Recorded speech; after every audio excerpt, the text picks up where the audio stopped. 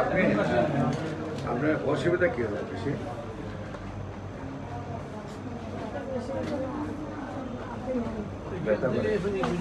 শ্বাসকষ্ট আছে? আচ্ছা, ইনশাল্লাহ আপনারা নিয়মিত 4 মাস চিকিৎসা করলে সম্পূর্ণ সুস্থ হয়ে যাবে। নিয়মিত 1 বছর চিকিৎসা করেন।